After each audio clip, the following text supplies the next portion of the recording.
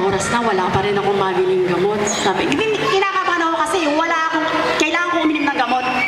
Kailangan ko talaga siyang uminom. Kinakabahan na ako nung, kita niyo yung nag-street dancing na tayo.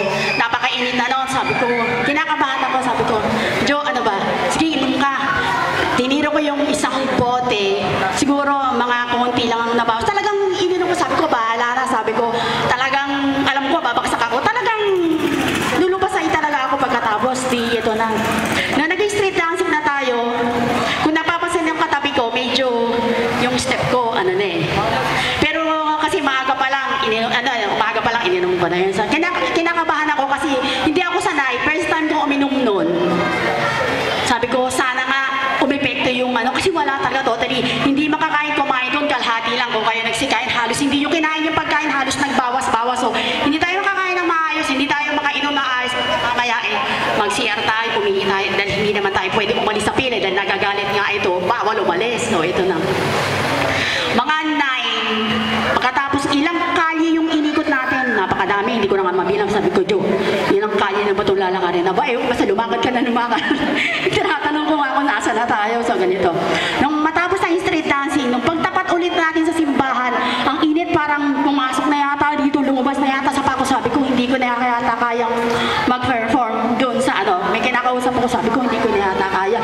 Halos akapin ko na nga yung Santo Niño, inakap ko din, sabi ko, sana tulungan mo na rin ako kasi hindi ko na kaya. Talagang super pagod, na nagugutom, na hindi ko maintindihan kung kailangan pa ako kumain, kung kailangan ako uminom. So, namalakad-lakad ako, lakad talaga, tapos upo, tapos lakad ulit. Tapos nung natapos yung nauna sa atin, sabi ko, Diyos ko po, sabi ko, tulungan mo ako. Pero yung nararamdaman ko, nakatayo pa rin ako Hindi naman nanginginig yung tuhod ko, kaya lang yung sobrang init. Super init talaga. Hindi ko kaya yung kasi, alam ko kapag talagang hindi ako ng gamot, talagang, talagang tataputin ako sa karsada. So, eto na, nung natapos na, tayo na susunod, nakita ko yung yung pagsasayaw natin, break siya. Okay lang sana ganito. Pero as in, pag break mo siya, di ba syempre may uka-uka siya. So, pag nagkamali ka ng step, pwede kang bubulong ka talaga si Semplang. Kasi sabi ko, Diyos ko po, eto na naman po tayo. Nakita ko yung sabi ko kasi, hindi ko siya pwedeng pagkatiwala kasi meron akong arthritis dito. So, mula paa hanggang balikat, tumigirot siya. Tumigirot siya talaga. So, hindi nagpapatulog to. Bawal nga sa akin yung mga munggo tsaka yung laman loob. So, ito na. Sabi ko, ito na naman po. Bulong-bulong na naman ako sa sarili ko. Sabi ko, sana kayanin ko. Huwag akong gumulong. So, ito na. Pag tayo na, di nasa harapan na. Sabi ko, bahala na kayo sa amin. Hindi sa akin bahala na kayo sa amin. So, nung tumugtog na, kasi walang senyas Jo, hindi ka pumito, di ba? Hindi ka nakapito. Hindi siya pumito, hindi siya nakapito. Basta hindi siya nakapito. Eto na. Pag ng tugtog, lumilipad kaya. Papunta ro kasi ang layo Di ba, malayo yung pinagsayo natin, di ba malayo siya.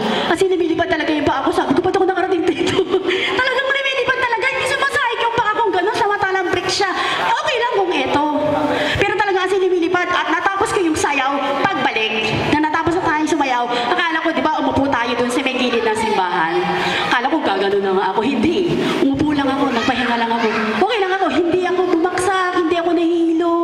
Tapos kung magpapatingin ng BP, siguro hindi siya ganung tumaas. So, yun. Kasi yun lang naman inom ko, wala namang iba Wala naman tayong kinain na. Hindi pa nga kami, ubusan nga kami ng pandesal. Hindi kami nakakain nung papalabas na. Hindi siya talaga. So, yun lang alaman ang tiyan ko. Yun lang ang masasabi ko. Yun lang. Green barley lang talaga, wala. As in, first time ko pa rin uminom nun. Wala talaga. Yun lang siya. Ayun. Hindi, iba yung pakiramdam talaga. So, yung nararamdaman ko, hindi ko siya naramdaman yung time na dapat kong maramdaman dahil alam ko yung nararamdaman ng katawan ko kapag tumataas ang baby ko at sumasakit yung kabilang katawan ko. So, yun ang first time ko naramdaman na bakit ganun ang naramdaman ko nung time na ininom ko yung ibang klase. Oo, talagang kahit nararamdaman ko mainit siya, hindi ko naramdaman yung talagang tote ibabaksak ako, hindi ko siya naramdaman. Ganun lang, thank you. Ayan, palakpakan po natin. Yung mga tanong ni Ate Chay na yan, sasagutin niya ni Kuya Warren mamaya kung bakit nga ganun, kung bakit yun ang nararamdaman po niya. Ayan, Kuya Warren, pwede na po.